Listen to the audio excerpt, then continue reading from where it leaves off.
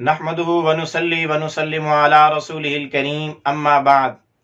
محترم معزز سامعین و ناظرین، مفتی سعید الرحمن سعدی آپ کو اپنے اس چینل پر خوش آمدید کہتے ہیں۔ معزز سامعین، آج کی اس ویڈیو میں ہم انشاءاللہ العزیز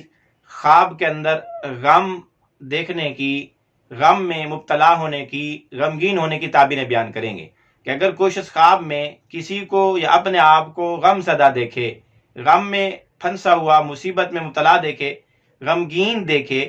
غم پیش آتے دیکھے، تو اس کی کیا کیا تعبیریں ہو سکتی ہیں؟ خواب کے اندر غم زدہ ہونا، اس کی تعبیر خوشیاں ملنے اور خوشیاں آنے اور خوشخبریاں ملنے اور شان، مرتبہ، مقام بلند ہونے کی علامت و نشانی ہے۔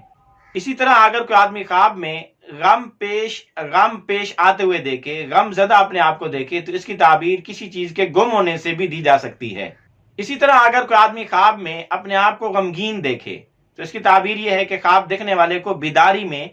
جاگتے میں کوئی پریشانی پیش آئے گی اور اس کے بعد خوشی بھی ملے گی۔ اسی طرح اگر کوئی آدمی خواب میں اپنے دوستوں کو، اپنے قریبی لوگوں کو غم میں مبتلا دیکھے تو اس کی تعبیر یہ ہے کہ خواب دیکھنے والے کو کوئی غم پیش آ سکتا ہے۔ اسی طرح اگر کوئی آدمی خواب میں اپنے آپ کو غمگین دیکھے تو اس کی ایک تعبیر بیماری پیش آنے سے بھی دی جا سکتی ہے۔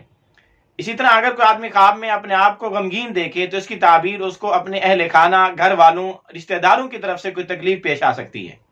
اسی طرح اگر کوئی آدمی خواب میں اپنے آپ کو غمگین دیکھے، غمزدہ دیکھے، تو اس کی ایک تعبیر یہ بھی ہے کہ خواب دیکھنے والے پر کوئی الزام لگ سکتا ہے، اس کو کسی الزام کا سامنا کرنا پڑ سکتا ہے۔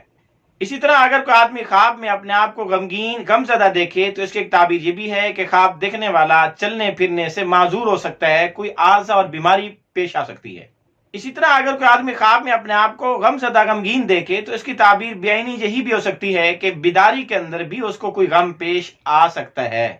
اسی طرح اگر کوئی آدمی خواب میں اپنے آپ کو غمگین دیکھے تو اس کی ایک تعبیر یہ بھی ہے کہ خواب دیکھنے والا اپنے گناہوں پر شرمندہ ہوگا، توبہ اور استغفار کرے گا، اللہ سے معافی مانگے گا۔ اسی طرح اگر کوئی آدمی خواب میں اپنے آپ کو غم زدہ دیکھے اور پھر غم دور ہوتے ہوئے بھی دیکھے کہ وہ غمگین تھا، اب اس کا غم ختم ہو گیا ہے،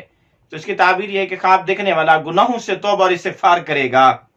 اسی طرح اگر کوئی آدمی خواب میں اپنے آپ کو غم زدہ، غمگین دیکھے، غم میں مبتلا دیکھے، تو اس کی تعبیر عشق کرنے سے، کسی سے محبت کرنے سے بھی دی جا سکتی ہے۔